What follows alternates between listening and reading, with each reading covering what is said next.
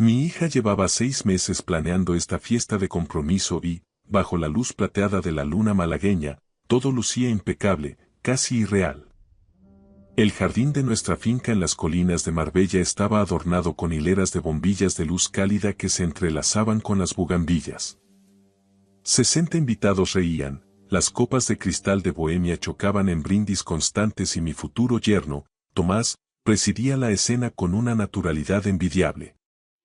Estaba en el centro de todo, con el brazo rodeando con posesión la cintura de mi hija, sonriendo con la suficiencia de un hombre que ya lo hubiera ganado todo antes de empezar la partida. Fue entonces cuando Elena se alejó de él por un instante, aprovechando una distracción con el sumiller. Se acercó a donde yo estaba, junto al viejo muro de piedra seca que delimita el jardín, me apretó el antebrazo con una fuerza inusual y susurró 4 palabras que hicieron que la copa de Rioja en mi mano pesara, de repente, como si fuera de plomo. Papá, investiga quién es él. Sin esperar respuesta, regresó junto a su prometido, dedicó una sonrisa radiante a una vecina que los felicitaba y siguió actuando como si no acabara de soltar una granada de mano en mi regazo. Por mi parte, mantuve el rostro completamente impasible. 41 años negociando activos en el sector inmobiliario comercial de la Costa del Sol te enseñan, si no otra cosa, a no mostrar tus cartas hasta que la apuesta está sobre la mesa. Mi nombre es Sergio Jiménez. Tengo 64 años, estoy oficialmente semi-jubilado y paso mis días en la propiedad que mi difunta esposa, Beatriz, y yo levantamos piedra a piedra durante casi 3 décadas de trabajo incansable. Beatriz nos dejó hace 4 años, víctima de un cáncer devastador que nos robó el tiempo de descuento que pensábamos disfrutar juntos. Antes de marcharse, en la penumbra de nuestra habitación, me hizo prometerle 2 cosas. La primera, que dejaría de vivir encadenado al teléfono y a las reuniones de 7 días a la semana. La segunda, que cuidaría de nuestra hija, Elena. Beatriz fue muy clara. No quería que la asfixiara, ella sabía que Elena era una mujer adulta y capaz. Se refería a un cuidado más profundo, el de mantenerse alerta, el de no dejar que la soledad me volviera ciego ante lo que ocurría en su vida.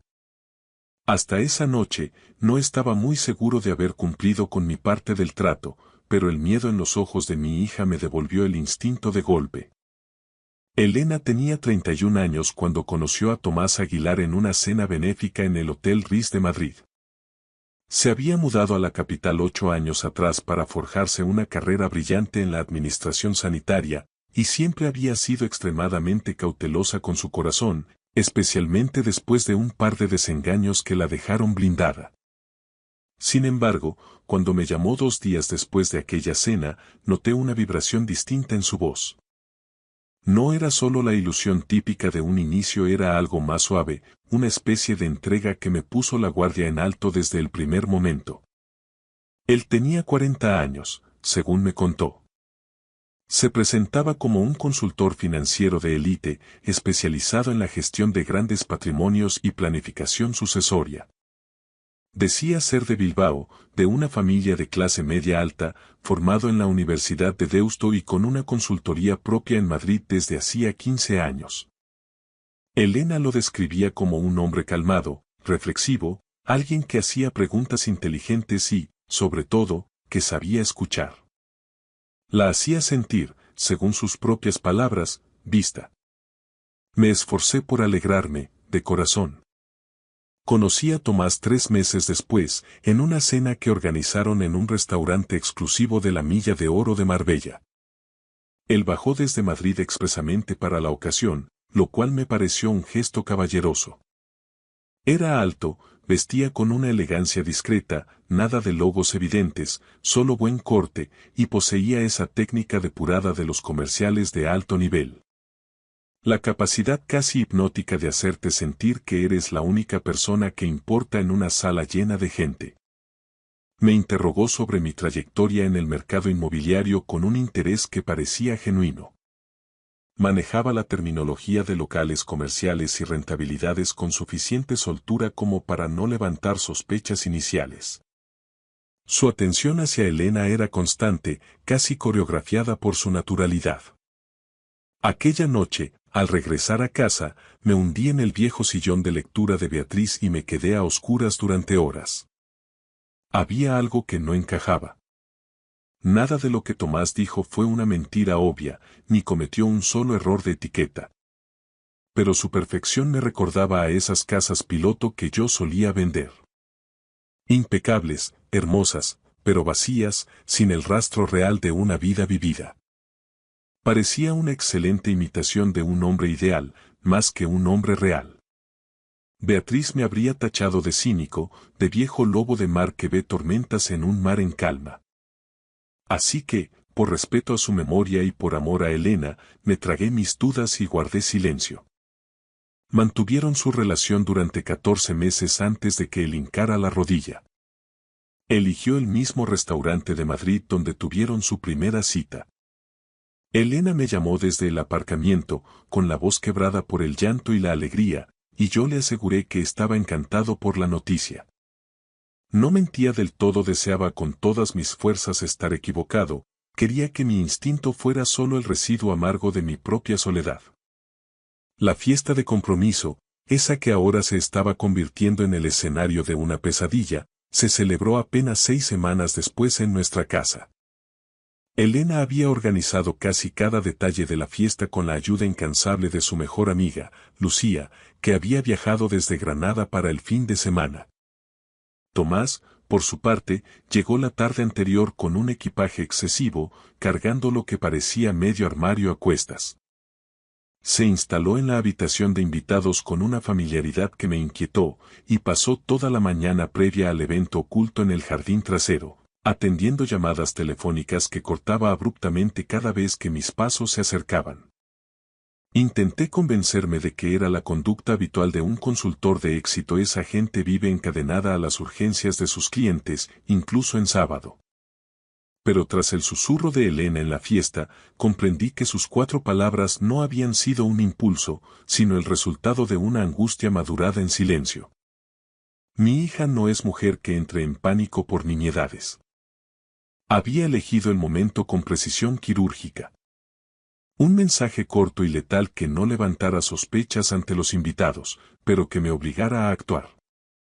Ella me había elegido para cargar con el peso de su sospecha.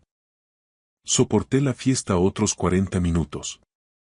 Reí en los momentos de rigor, rellené mi copa de vino y mantuve una charla de 10 minutos con Tomás sobre el potencial de los caldos de la Axarquía. Se mostraba encantador, pero por primera vez analicé sus ojos. Estaban inquietos, moviéndose con una rapidez que su rostro perfectamente relajado no lograba enmascarar. Cuando los últimos invitados se marcharon, me retiré con la excusa del cansancio. Pero no dormí.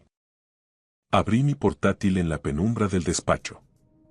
No soy un nativo digital. Mi asistente en la oficina siempre ha sido el filtro entre mi instinto telefónico y los buscadores de Internet.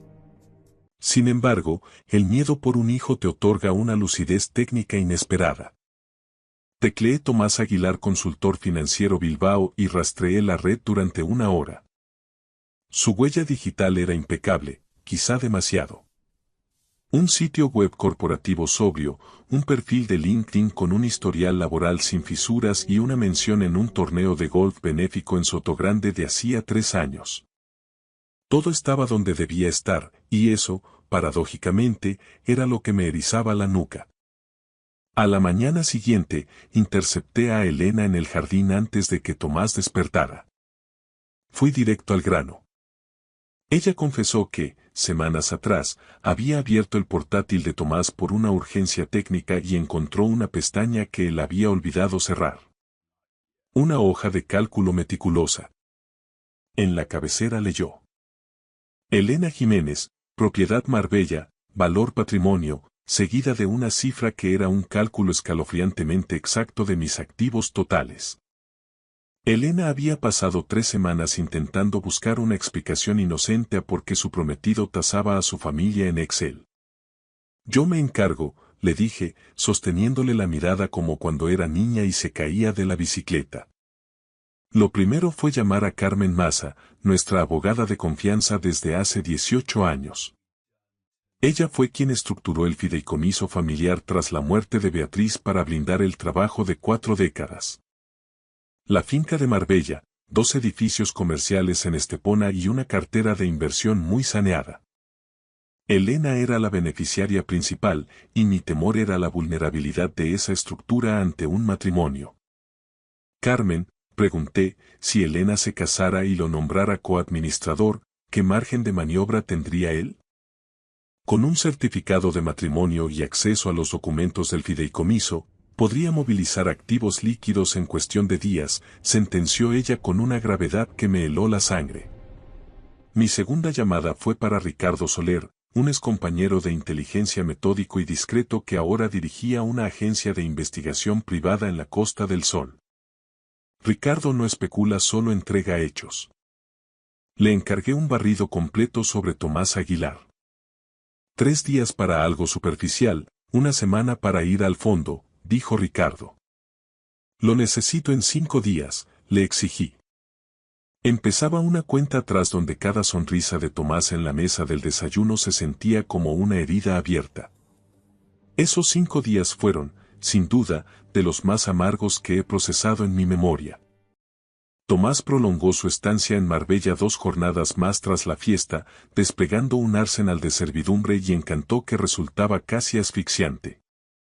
Me veía obligado a sentarme frente a él cada noche, compartiendo cenas que se me antojaban de ceniza, mientras él disertaba con maestría sobre el buqué de los vinos locales, la fluctuación del valor del suelo en la Costa del Sol o los peligros de cruzar el paso de Despeñaperros bajo las ventiscas del invierno. Era un virtuoso de la sobremesa, poseedor de esa elocuencia magnética que casi logra hacerme dudar de mi propio instinto. Sentir simpatía por el hombre que pretendía saquearnos era un veneno que me quemaba por dentro. Él regresó a Madrid un martes, pero Elena, bajo el pretexto de ayudarme con unos documentos de la finca, se quedó un día extra. En la soledad de mi despacho, le revelé las sombras que empezaban a emerger. Vi el miedo cruzar su mirada, pero fue sustituido casi de inmediato por una furia gélida, una determinación que me recordó dolorosamente a Beatriz.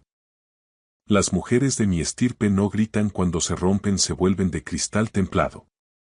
Transparentes, pero cortantes y absolutamente frías. La llamada de Ricardo Soler llegó al 5.º día, rompiendo el silencio del mediodía.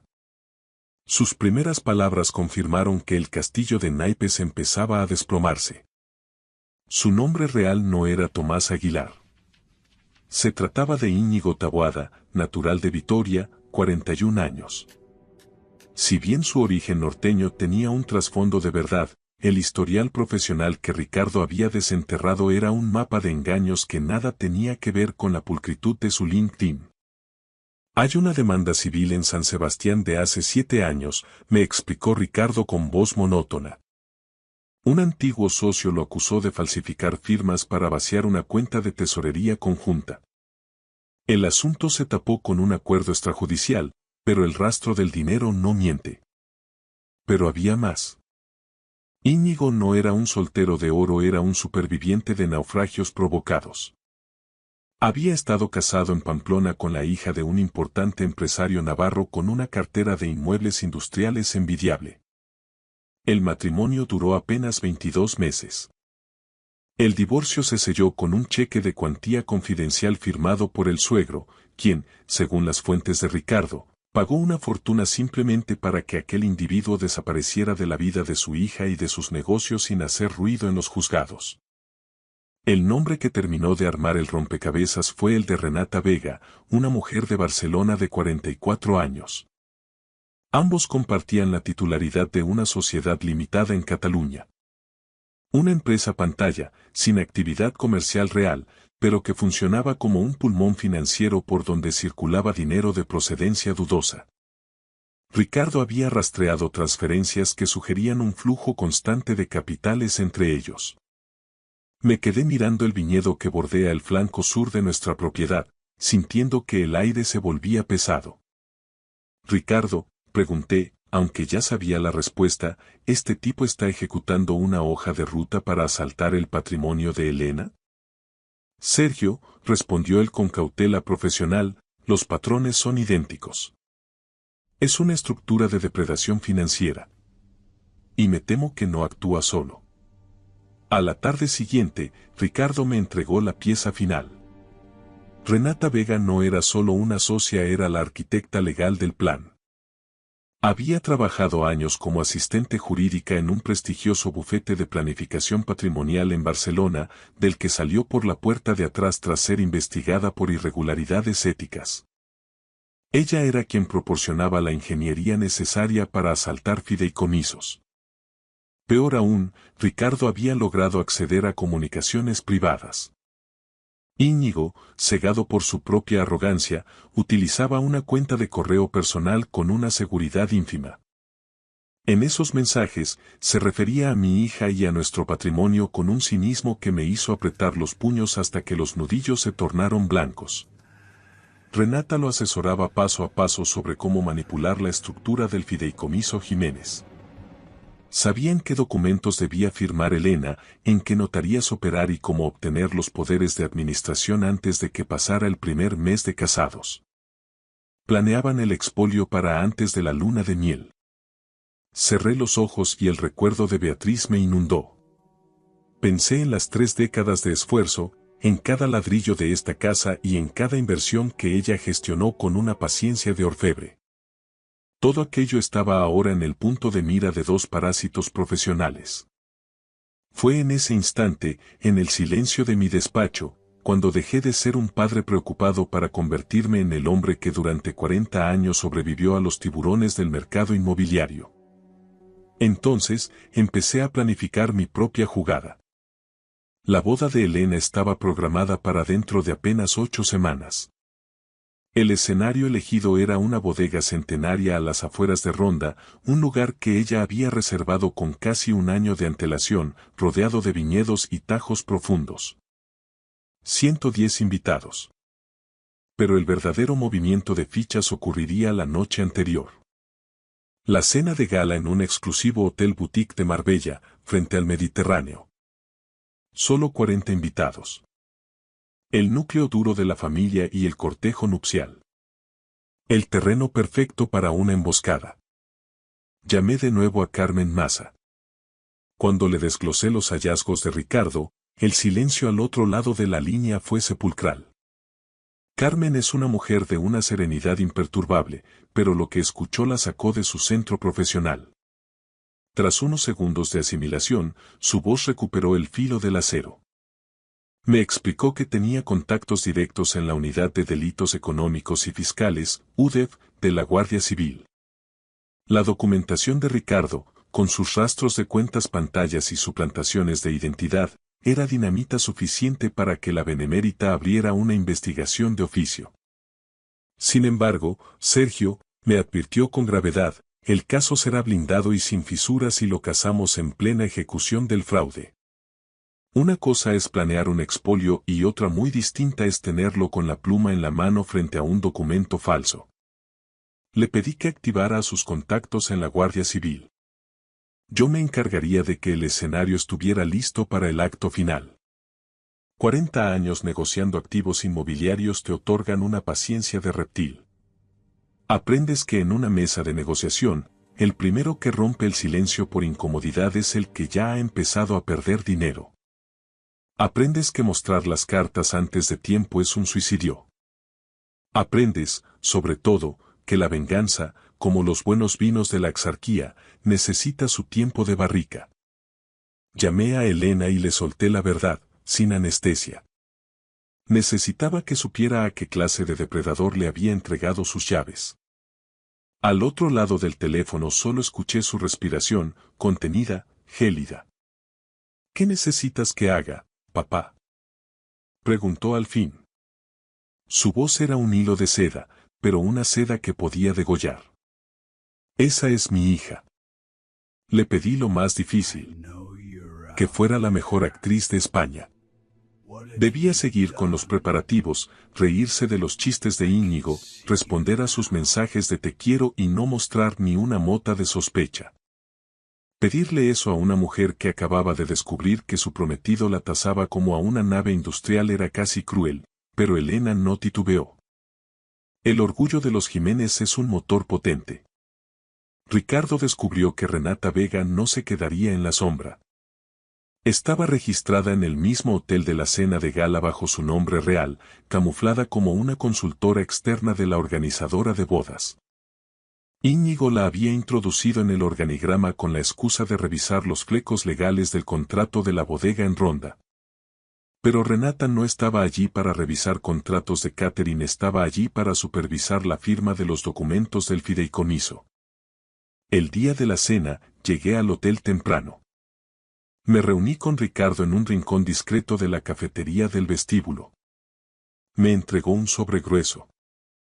El informe final, firmado y sellado, junto con una memoria USB que era, en esencia, la sentencia de Íñigo. También me deslizó una grabadora digital de alta sensibilidad, capaz de registrar un susurro a varios metros. La deslicé en el bolsillo interior de mi americana. La cena comenzó a las 19. El comedor privado se abría hacia una terraza donde el Mediterráneo, bajo la luz de septiembre, parecía un espejo de cobre fundido. Íñigo estaba soberbio. Su interpretación del novio perfecto alcanzó cotas de genio cuando hizo un brindis por Elena, con la voz ligeramente quebrada por una emoción fingida que engañó a todos. Incluso mi hijo Daniel, que había bajado desde Bilbao, se inclinó hacia mí y susurró. Creo que nos equivocamos con él, viejo. Parece un buen tipo. Espero que tengas razón, hijo, respondí, sintiendo el peso de la grabadora contra mi pecho. A las 20:45, Íñigo se disculpó con una sonrisa ensayada, alegando una llamada urgente de un cliente en Nueva York. Lo vi caminar hacia los ascensores. Esperé 4 minutos exactos. Me levanté quejándome de mi espalda, una dolencia real que me servía de coartada perfecta, y salí del salón. Ricardo me había confirmado la habitación. La 214. Subí por las escaleras de servicio para evitar cruzarme con él. El pasillo de la segunda planta estaba sumido en ese silencio alfombrado de los hoteles caros. Me acerqué a la puerta de la 214 con el corazón latiendo con una calma extraña. Pulsé el deck en mi bolsillo. Desde el interior llegaban las voces. La de Renata era afilada, impaciente, la de Íñigo, tensa pero triunfal. Estaban repasando el botín antes de que cayera el telón. Desde el otro lado de la puerta, la voz de Renata Vega desgranaba una lista de verificación con la frialdad de quien organiza un inventario, no una vida. Hablaba del formulario de modificación del fideicomiso familiar.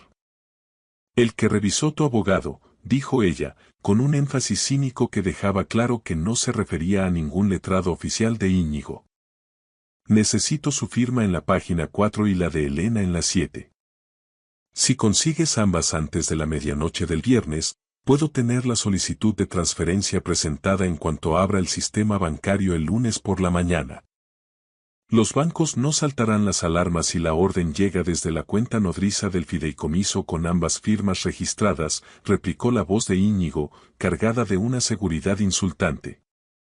Y las transferencias de los inmuebles de Estepona tardarán más, continuó Renata, pero eso es secundario. Los activos líquidos y la cartera de inversión por sí solos valen más que suficiente para que vivamos como reyes. Estaremos muy lejos, en otra jurisdicción, antes de que el viejo se dé cuenta de que el movimiento no fue una disposición rutinaria. Por cierto, ¿qué hay de él? ¿Puede bloquearlo? Ya no tiene autoridad de firma. Beatriz lo dejó todo atado para que Elena fuera la única administradora al cumplir los 30. Aunque sospeche, legalmente no tiene nada que hacer hasta que el dinero ya haya volado. Para entonces, estaremos a 2 países de distancia. Íñigo soltó una carcajada. Tenía una risa agradable, cálida, la risa de un hombre que se siente cómodo en su propia mentira. Me quedé en aquel pasillo alfombrado y sentí como un frío glacial se asentaba en mi pecho. No era rabia explosiva, era algo más silencioso y mucho más duradero. Era la calma del cazador que ve a la presa entrar en el cepo. Saqué el teléfono y envié un mensaje a Ricardo. Segunda planta, habitación 214. Ahora. Luego le escribí a Elena. Ella apareció al final del pasillo apenas 90 segundos después, tras haberle dicho a la madre de Íñigo que necesitaba un poco de aire fresco. Su rostro era una máscara de serenidad absoluta. Señalé la puerta, levanté un dedo pidiendo silencio y ella asintió con una firmeza que me conmovió. Nos quedamos juntos ante esa puerta de madera noble. Dentro, Íñigo detallaba el cronograma. Transferencia el lunes, vuelo desde el aeropuerto de Málaga el martes a primera hora. Renata mencionó un contacto en Portugal que lavaría los fondos sin dejar rastro. La mano de Elena buscó la mía y me la apretó con una fuerza casi dolorosa. No la miré, no quería que se quebrara por mi culpa. En ese momento, sentí un orgullo por ella que trascendía cualquier herencia, era la dignidad de los Jiménez frente a la rapiña. Cuando las voces hicieron una pausa, llamé a la puerta con 3 golpes secos. Se hizo un silencio denso. 4 segundos después, la puerta se abrió e Íñigo apareció allí. La secuencia de expresiones que cruzaron su rostro fue una lección de anatomía del engaño. Primero la confusión, luego el reconocimiento, un rápido recálculo mental y, finalmente, la sonrisa. Una sonrisa forzada, casi grotesca. Elena, dijo, Sergio. ¿Qué hacéis vosotros dos aquí arriba? Elena no respondió al saludo. Su mirada se clavó en Renata Vega, que permanecía sentada ante un escritorio con una carpeta de legajos jurídicos abierta. ¿Quién es esta mujer? La voz de mi hija era una hoja de afeitar. Plana y afilada. Es Renata, balbuceó Íñigo, la consultora de la que te hablé. Está cerrando los flecos del contrato de la bodega de Ronda.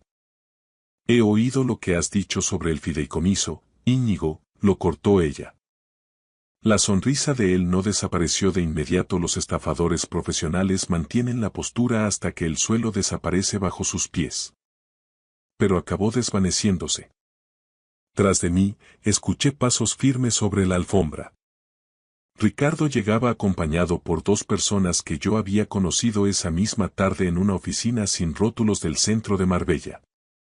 La cabo Andrea Hernández y su colega de la Unidad de Delitos Económicos de la Guardia Civil. Llevaban horas analizando el informe de Ricardo y el dictamen de Carmen Maza. Me adelanté un paso, encarando a Íñigo. Quiero que entiendas algo, le dije con voz pausada. Sé que te llamas Íñigo Taboada. Sé lo de la demanda de San Sebastián. Sé lo de tu exmujer en Pamplona y el cheque que tu suegro tuvo que firmar para perderte de vista.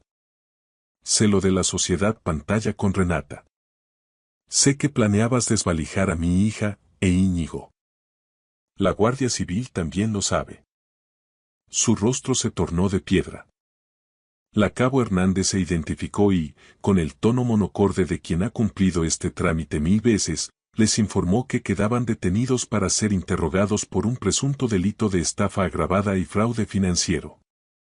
Les leyó sus derechos mientras Renata mascullaba amenazas sobre abogados de alto nivel. Íñigo, en cambio, se hundió en un silencio absoluto. Fueron escoltados fuera de la habitación bajo la mirada gélida de mi hija. La carpeta sobre el escritorio, que contenía los documentos de modificación del fideicomiso con el nombre de Elena ya impreso en la página de firmas, fue fotografiada y presentada como prueba principal del asalto que acabábamos de abortar. El resto de aquella fatídica noche transcurrió en una especie de letargo extraño, denso y cargado de silencios.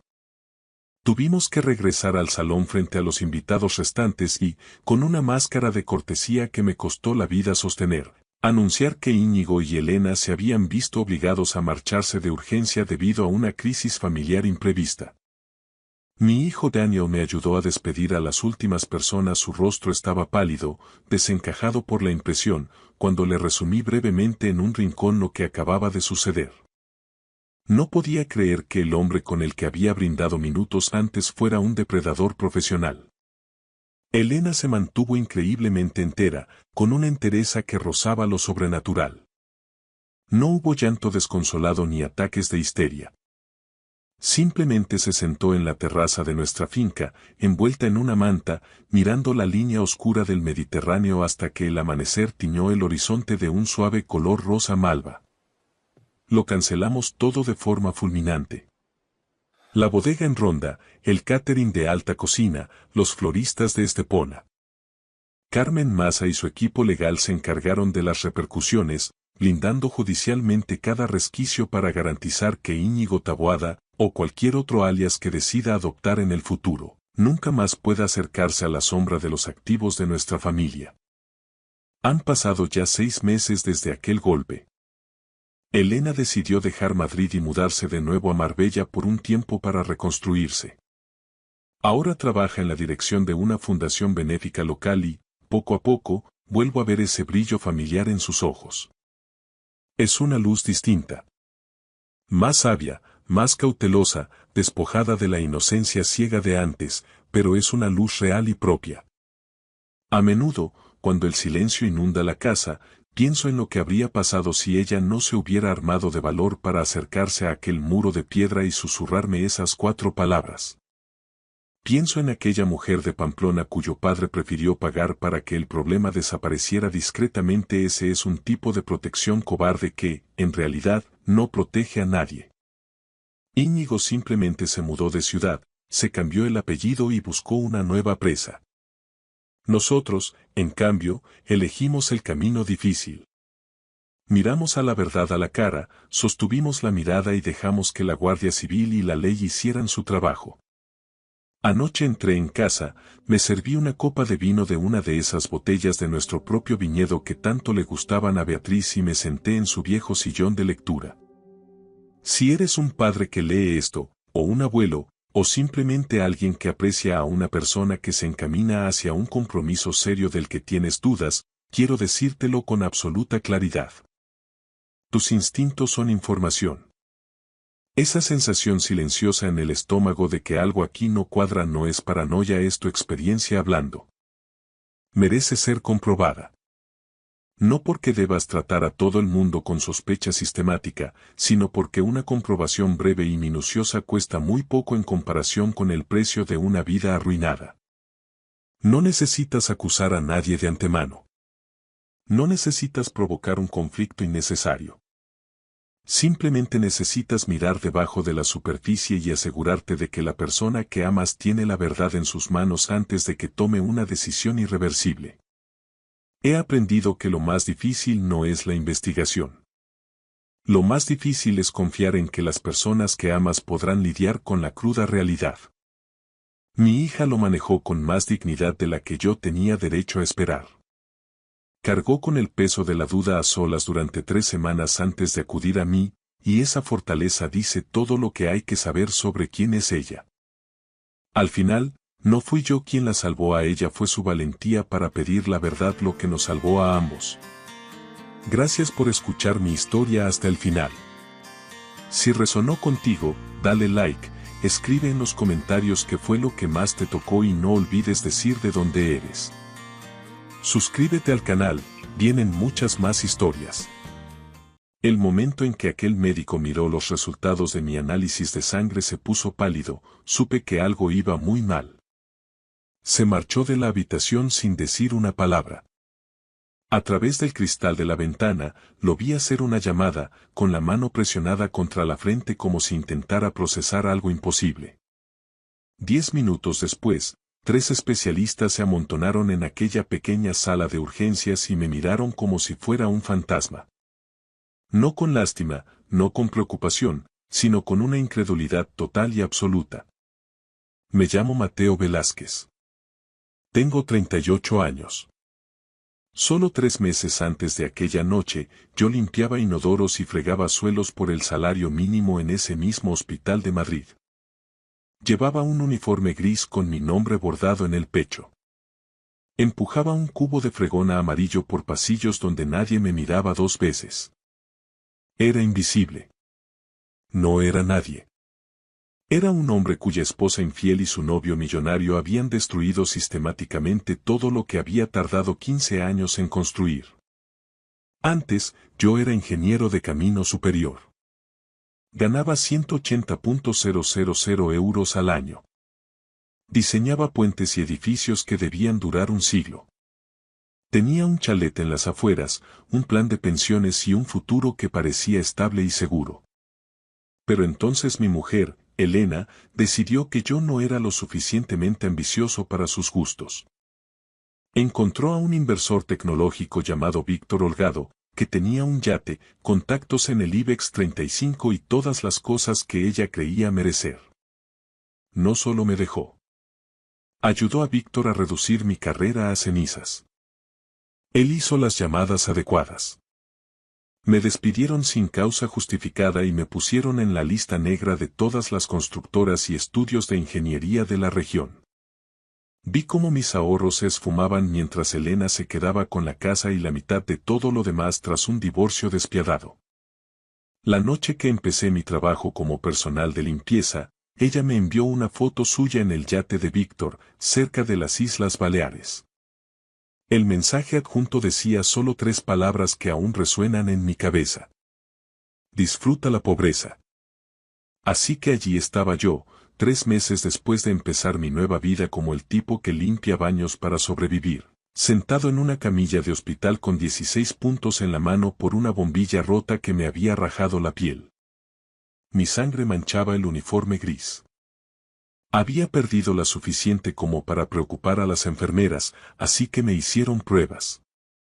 Un procedimiento estándar para una herida así. Esperaba que me dijeran que tenía anemia, quizá diabetes o algo peor. En ese momento, casi deseaba que fuera algo fatal. Al menos así la lucha terminaría. Pero cuando el Dr. Aranda regresó con esos 3 especialistas, cuando cerraron la puerta y acercaron las sillas como si fueran a darme una noticia que destrozaría mi mundo, me di cuenta de que esto era algo completamente distinto. La jefa del departamento de genética se sentó a mi lado y me hizo una pregunta que parecía venir de la nada. Señor Velázquez, ¿su padre fue adoptado? Le dije que sí.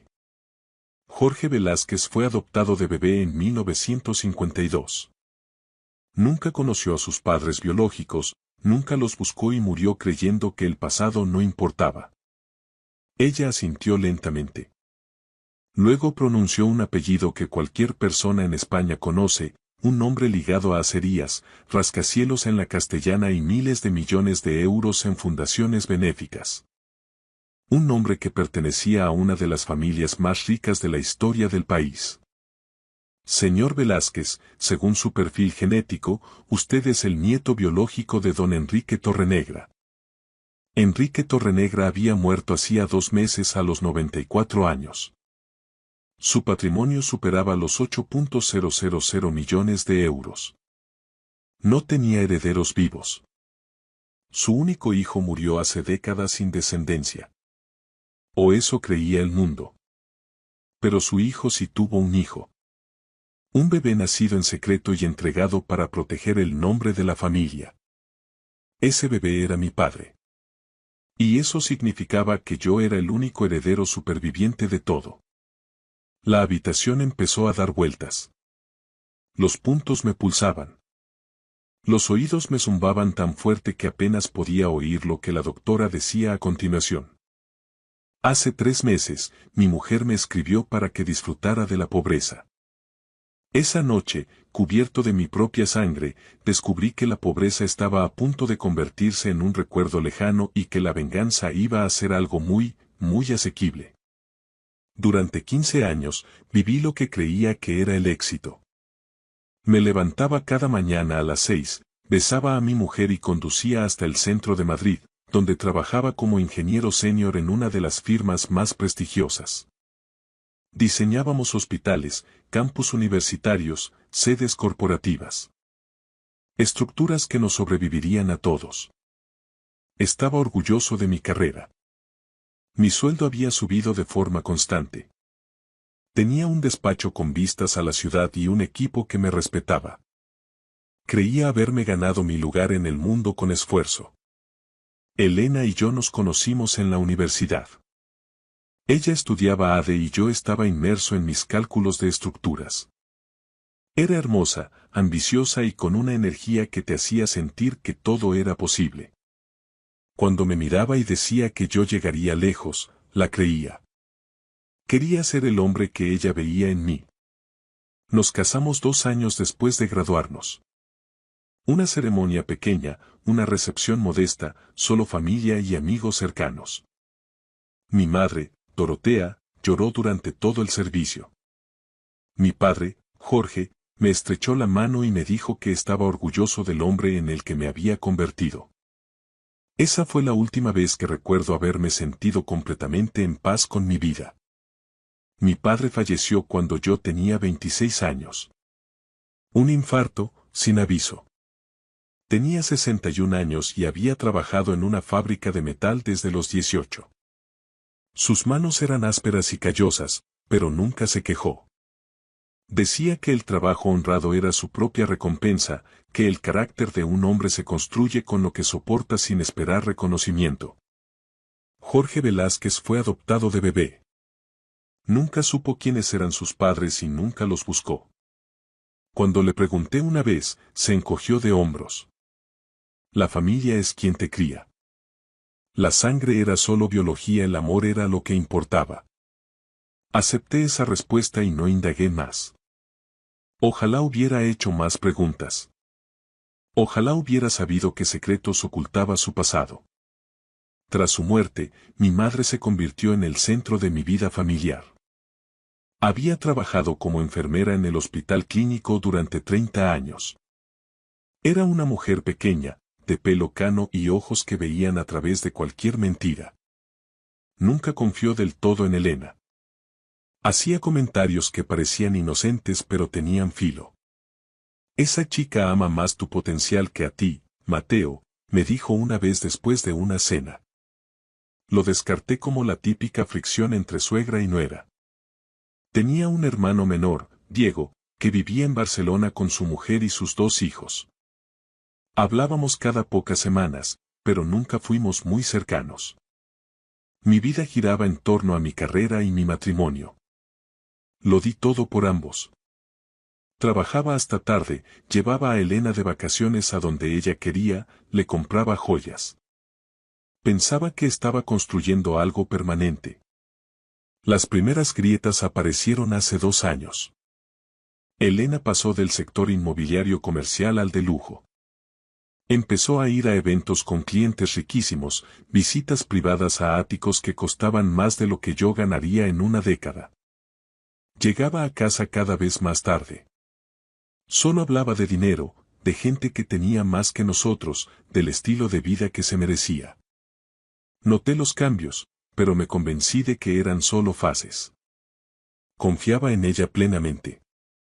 Creía en mi matrimonio como creía en los edificios que diseñaba. Sólido, permanente, hecho para durar. Me equivocaba en todo. Y estaba a punto de descubrir hasta qué punto. La noche que descubrí la verdad, llegué temprano a casa por una migraña. La casa estaba en silencio. Su coche estaba en la entrada, pero no respondió cuando la llamé. Subí para tomar algo y tumbarme a oscuras. Entonces oí su voz en nuestro dormitorio. Se estaba riendo, esa risa suave y coqueta que no me dedicaba a mí desde hacía años. Me quedé fuera de la puerta y la oí hablar por teléfono. No tiene ni idea. Está tan concentrado en sus planos y sus proyectos que no se da cuenta de nada. Podría hacer la maleta y marcharme mañana, y probablemente no se enteraría hasta que la cena se enfriara. Se me encogió el pecho. Empujé la puerta lentamente. Estaba tumbada en nuestra cama con un camisón de seda, con el teléfono en la oreja, sonriendo. Cuando me vio, su rostro se puso pálido exactamente 2 segundos. Luego se recuperó y colgó. ¿Cuánto tiempo llevas ahí? Preguntó. Lo suficiente. No se disculpó. No puso excusas. Solo suspiró como si yo fuera una molestia que llevaba demasiado tiempo aguantando. Se llama Víctor Holgado. Es un cliente. Nos vemos desde hace 8 meses. Lo dijo con una naturalidad pasmosa. Sentí que las piernas me fallaban. Me agarré al marco de la puerta para no caer. ¿Por qué? Alcancé a preguntar. Porque Víctor va a llegar a la cima, Mateo. Tiene 60 millones de euros. Me lleva a París los fines de semana. Me presenta a gente que realmente importa. Tú me llevas a un restaurante de cadena y me hablas de la tensión del hormigón. Quería gritar, pero estaba en shock mientras la mujer que había amado durante 15 años desmantelaba nuestro matrimonio con la indiferencia de quien devuelve un jersey que no le queda bien. Quiero el divorcio, dijo. Ya he hablado con un abogado. Los siguientes 3 meses fueron los peores de mi vida. Elena se mudó al ático de Víctor mientras los abogados peleaban por los activos. Ella quería la casa, la mitad de mi plan de pensiones y una pensión compensatoria alegando que su carrera se había resentido por apoyarme. La crueldad de ese argumento me hacía estallar la cabeza. Pero la devastación financiera no fue nada comparada con lo que vino después. 3 semanas después de que Elena solicitara el divorcio, me llamaron al despacho del director general de mi empresa. Era un hombre frío que había construido su imperio como un reino personal. Siéntate, Mateo. Estamos reestructurando el departamento. Tu puesto ha sido eliminado con efecto inmediato. Sentí un puñetazo en el estómago. ¿Eliminado? Llevo 15 años aquí. Mis evaluaciones son perfectas. Amy me miró.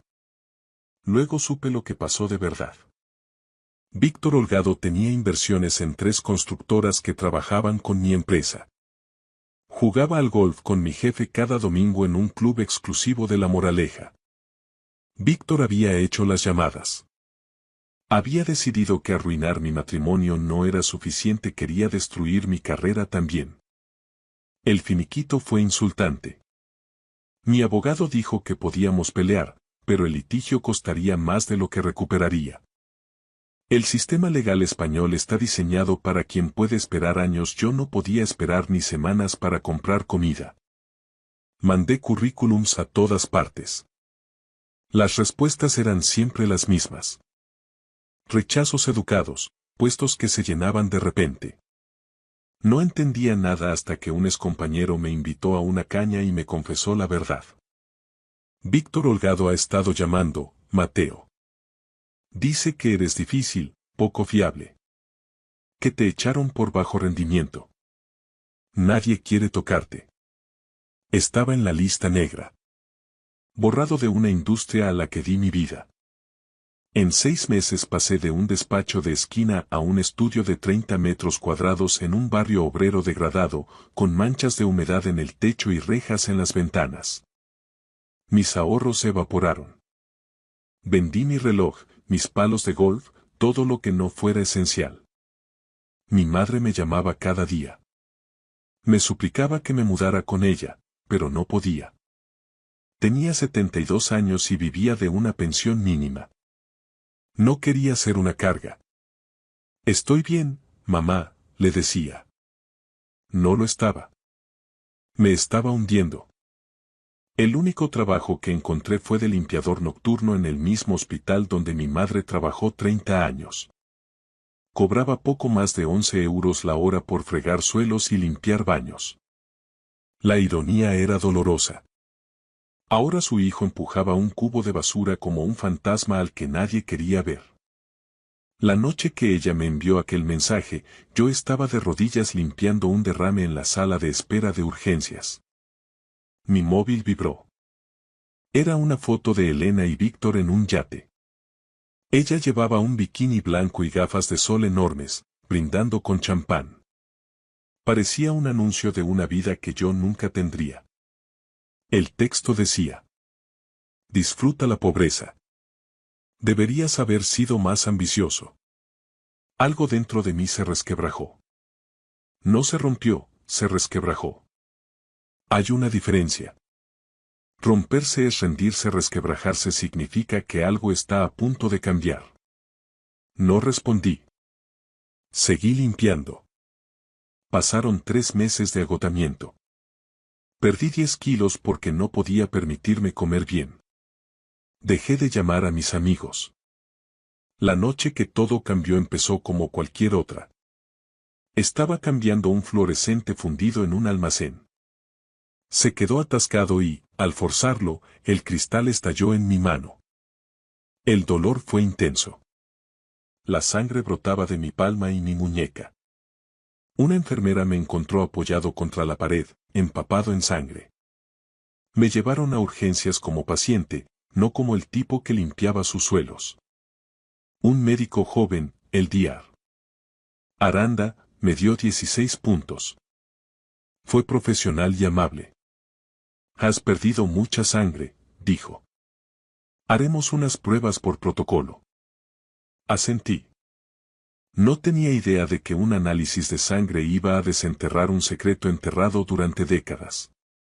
Cuando el Dr. Aranda volvió, no estaba solo. Otros 2 médicos le seguían con expresiones indescifrables. Señor Velázquez, hemos encontrado anomalías en su analítica, dijo con cuidado. He pedido a unos colegas que consulten su caso. Mi corazón se hundió. Pensé en lo peor. Cáncer, leucemia. Díganmelo ya, dije. Puedo soportarlo. El Dr. Aranda negó con la cabeza. No es una enfermedad. Hemos encontrado marcadores genéticos inusuales que han hecho saltar una alarma en nuestra base de datos. Entonces entró la DRA. Weaver, jefa de genética. Me preguntó por mi padre y su adopción. Confirmé los datos. Ella se acercó y habló con voz deliberada. Sus marcadores están asociados a un linaje muy específico. Una familia cuyos registros médicos están en nuestro sistema desde hace décadas por sus donaciones al hospital. ¿Qué familia? Pregunté con la boca seca. La familia Torrenegra. El nombre me golpeó. Los Torrenegra eran leyenda. Enrique Torrenegra había construido un imperio del acero y el ladrillo. Su muerte reciente había llenado los periódicos porque dejaba una herencia de más de 8.000 millones y no tenía herederos vivos. Su hijo Franklin había muerto en un accidente en 1985 sin descendencia oficial. Señor Velázquez, continuó la doctora, según su perfil, usted es el nieto biológico de Enrique Torrenegra. Su padre, Jorge, fue el hijo ilegítimo de Franklin Torrenegra, fruto de una relación secreta con una empleada de la finca. El embarazo se ocultó y el bebé fue entregado en adopción para proteger la reputación familiar. No podía respirar. Es imposible, susurré. Mi padre no era nadie. Trabajó en una fábrica toda su vida. Él nunca supo quién era, dijo ella con suavidad. Los registros fueron sellados.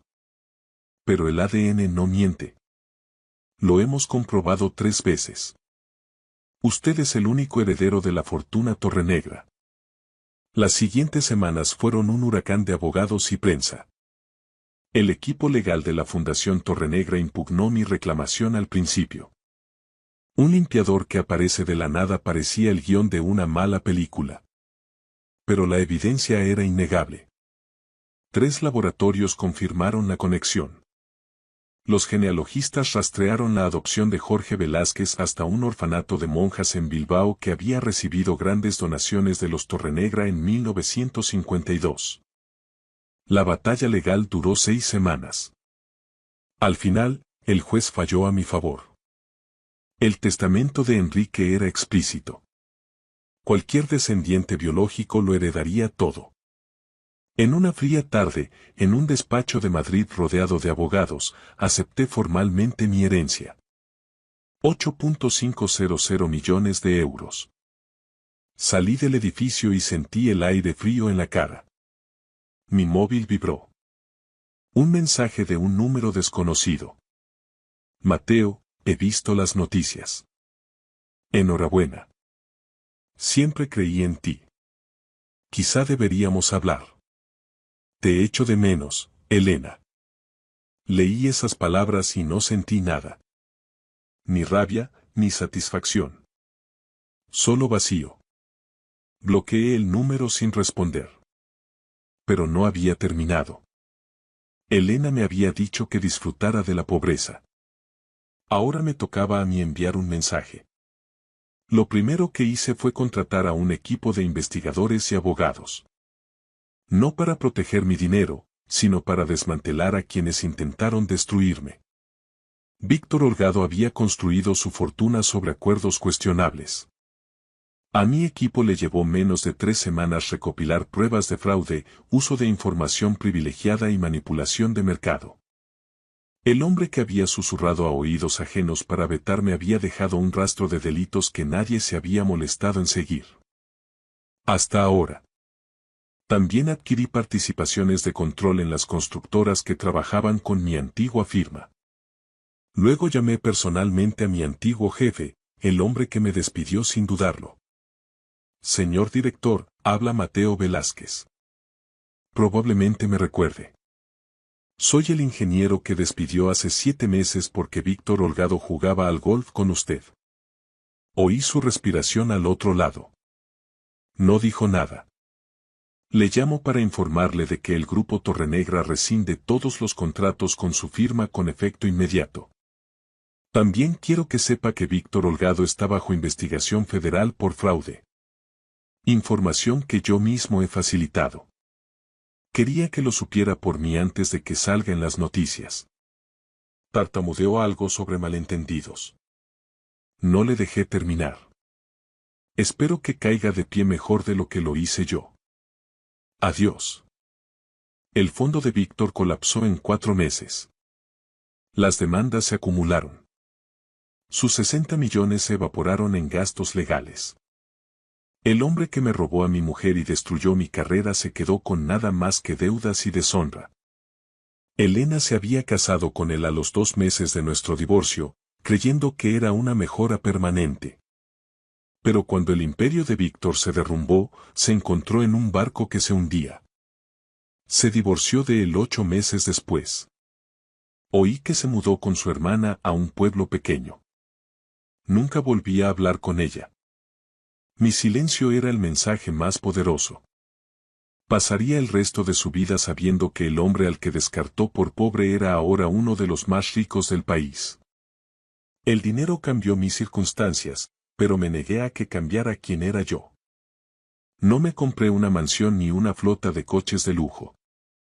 Me compré una casa modesta en una zona tranquila de las afueras de Madrid. Vivo con sencillez porque esa etapa difícil me enseñó lo que realmente importa. Mi primera gran decisión fue donar 3.000 millones de euros a la Fundación Torrenegra para ampliar su labor en educación y sanidad. Quería honrar el legado de mi abuelo, pero dándole mi propio enfoque. Mi madre, Dorotea, se mudó a una casita preciosa cerca de la sierra, con el jardín que siempre había soñado. La visito cada domingo. Cocina su guiso de ternera y me cuenta historias de mi padre que nunca había oído. A veces llora al mirarme, sin creer lo lejos que hemos llegado desde aquellos días oscuros en los que yo fregaba suelos. Regresé al hospital clínico la primavera pasada, no como paciente ni como limpiador, sino como benefactor.